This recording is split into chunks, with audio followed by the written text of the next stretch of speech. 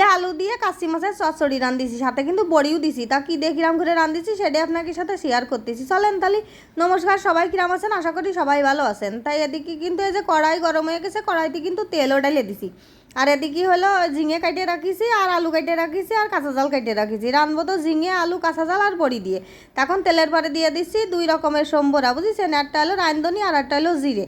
তাই যে জিরে আর রাঁধুনিটা দিয়ে দিছি তেলের পরে, দিয়ে ভালো করে নাড়িয়ে চাড়িয়ে সম্বরাটা একটু পুড়ায় নিতে হবে। নেওয়ার পরে দিয়ে দিলাম এই যে বড়ি কটা কিন্তু আগেতে গুঁড়ো করে দিয়ে দিলাম। আস্তে আস্তে বড়ি দিলি মানে সেদ্ধ হতে একটু সময় লাগতে পারে, ওই জন্যই গুঁড়ো করে দিছি। আর যেহেতু গুঁড়ো মাছের চচ্চড়ি গুঁড়ো করে দিলেই ভালো হয়। তাই যে বড়ি কয়টা ভাজা হয়ে গেলে এবার দিয়ে দিলাম সেই কাশি মাছ কয়টা, বুঝেছেন?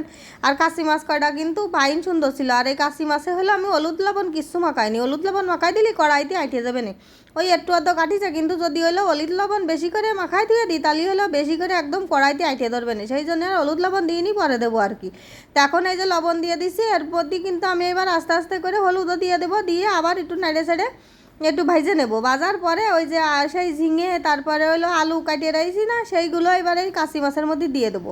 দিয়ে সেগুলো একটু ফাইন করে একটু ভাজে নেবো। ফাইন করে না মানে অল্প স্বল্প একটু ভাজতে হবে, যেহেতু অত গুঁড়ো মাছ একদম গেটে গন্ট হয়ে যাবে না, বেশি গুঁড়া যাবে না, সেই জন্যই আর কি। তাই যে সব ডালে দিলাম। দেওয়ার পরে এবার হলো ঝিঙেতে তো একটু জল গলবে না, অল্প স্বল্প জল দিতে হবে না। তা ওই যে অল্প একটু নেড়ে ছেড়ে নিয়ে ভাজ দিছি। আর মাছগুলো ভালো মানে টাটকা ছিল তো, মাছগুলো কিন্তু বেশি ঘাটিনি, একদম আস্তে আস্তে মাছই ছিল। 2-8টা হয়তো ভেঙে চুরে যাতে পারে, কোনো ব্যাপার না, কারণ এ তো একদম কুচি কুচি মাছ। আর এই মাছের বড়া খাতেও কিন্তু সেই স্বাদ লাগে। আর এবার তরকারির জন্য লবণ দিয়ে দিলাম, এবার হলুদও দিয়ে দেবো, দিয়ে ফাইন করে আর একটু নেড়ে ছেড়ে এবার জলের জন্য জল ঢেলে দিতে হবে।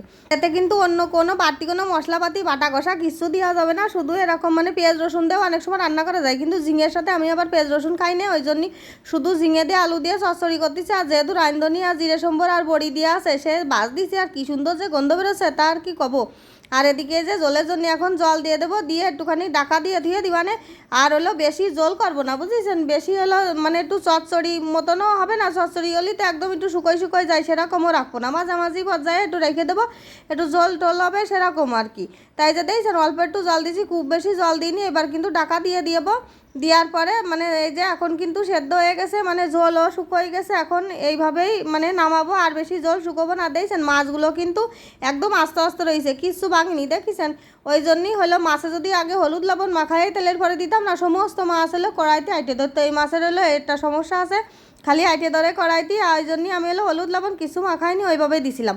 আর মাছগুলোও কি সুন্দর একদম টাটকা, মানে সেই মানে আস্তে আস্তে রয়েছে। আর এই যে তরকারিটা কিন্তু হয়ে গেছে, আমি এখন গামলায় ঢেলে নেব। আর এই যে গামলায় ডালার পরে দেখেন ওরে সুন্দর রং হয়েছে, আর এত সুন্দর গন্ধ বেরোচ্ছে। আর এই গরম ভাতের পরে যদি এরকম কাশি মাছের চচ্চড়ি কিংবা ঝোল যাই কন মানে দিলেই পরে, এর সাথে আর কোনো কিছু লাগে না। যাই হোক, আমার ভিডিওটা ভালো লাগলে অবশ্যই লাইক কমেন্ট শেয়ার করবেন। ভালো থাকবেন, টাটা।